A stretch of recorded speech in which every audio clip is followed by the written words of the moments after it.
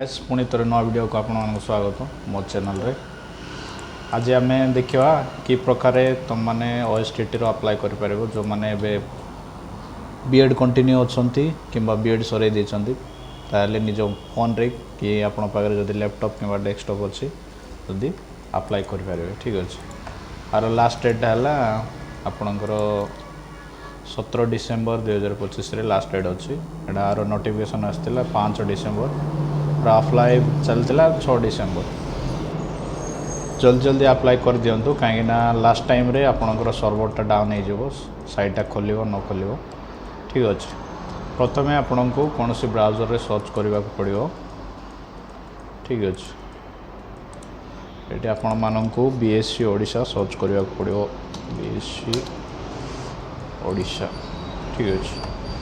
Search कले fast site आसो ये आप फास्ट साइट रे क्लिक करने को पड़ो ठीक अच्छे।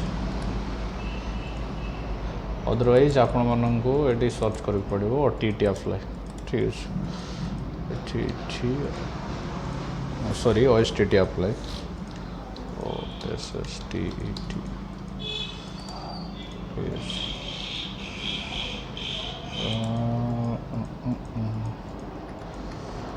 आपण मैंने एट्रो भी जापारे सीधा लिंक को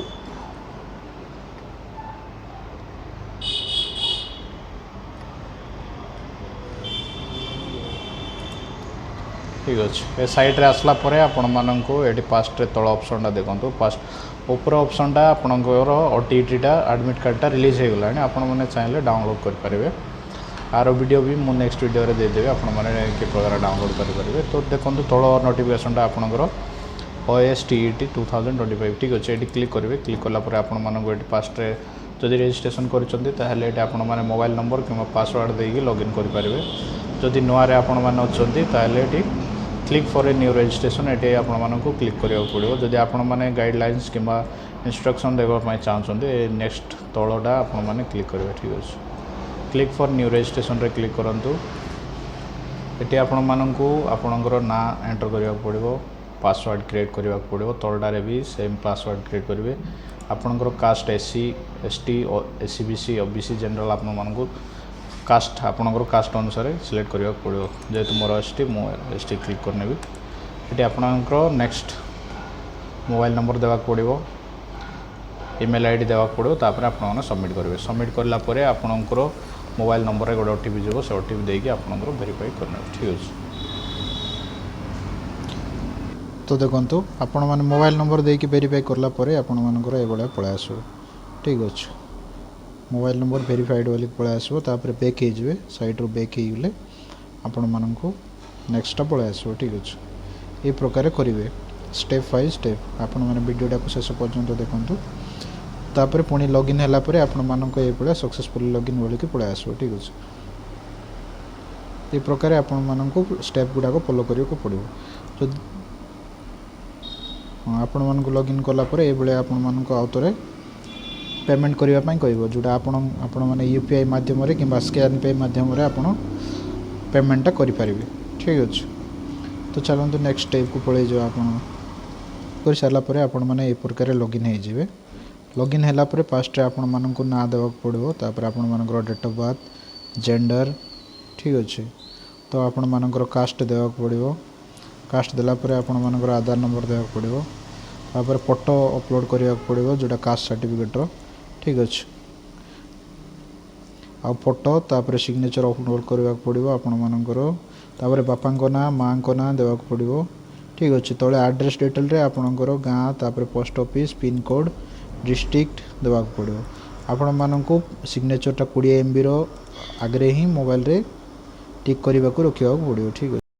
तो गत पेज रे आपण माने जदि डॉक्यूमेंट अपलोड करने सिग्नेचर किंबा फोटो आपण मानकर जो कंटिन्यू सर्टिफिकेट अच्छे से माने जोड़ा कॉलेज रो आपण मानक स्टाम्प बड़ाई सिग्नेचर मराई जदि आपण माने सेटा को कंटिन्यू सर्टिफिकेट अनुसार अपलोड कर देले ठीक अच्छे। सब 100 KB गुड़ा करे मांगिबो ठीक अच्छे। तापर ए बळे आपण माने सबमिट करला परे सक्सेसफुली आपण मानकर इंसर्ट सक्सेसफुली देखाइबो ठीक अच्छे। नेक्स्ट पेज गला बेलको आपण माने एलिजिबल क्राइटेरिया रे पळे आसबे ठीक अच्छे। एलिजिबल क्राइटेरिया रे आपण माने फर्स्ट ऑप्शन टा जोटा 1 नंबर टा ओडिया क्वालिफिकेशन सेटा आपण माने सिलेक्ट कर दे बीएससी ओडिशा ठीक अछि समस्त जदी जदी आपण मानकर 10th रे जदी ओडिया नथिला अलगा जदी थिला गले सेकंड ऑप्शन थर्ड ऑप्शन करि परबे ठीक अछि तो पास्ट रे आपण माननको को बोर्ड रो आपण माने पास आउट करचंदी आपण मानकर 10th रे ओडिया थिला ना नथिला आपण माने से प्रकार टिक करि परबे ठीक अछि स्ट्रीम आपण मानकर आर्ट साइंस टिक करिया पड़ियो ठीक अछि तो आपण माने कैटेगरी रे आपण मानकर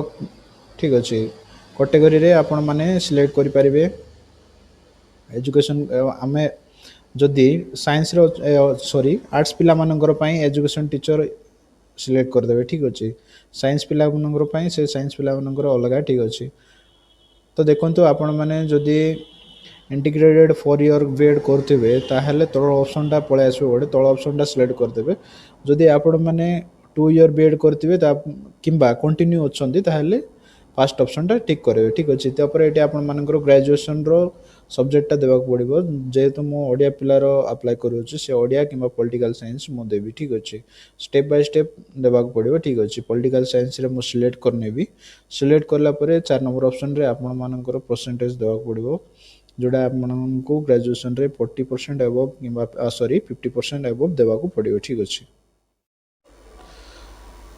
तापर आपण माने सबमिट करनेबे सबमिट करला परे नेक्स्ट ऑप्शन रे पळा आसबे आपण माननको एटी +2 रो आ ग्रेजुएशन रो जदी कंटिन्यू अछंती मो कंटिन्यू पिलर अप्लाई करूछि जेहेतु जदी कंटिन्यू अछंती एटी आपण मानकर +2 आ ग्रेजुएशन रो देबा पड़िबो जदी कंप्लीट करछंती आपण माने ग्रेजुएशन किंबा दीटा बीएड रो देई परिबे ठीक अछि तापर सबमिट करला परे आपण माननको डिक्लेरेशन गोटे क्लियर करबा को कंसेंट गोटे क्लियर करबा पड़िबो डिक्लेरेशन क्लिक करके तापर रीचेक करके सबमिट कर देबे ठीक अछि।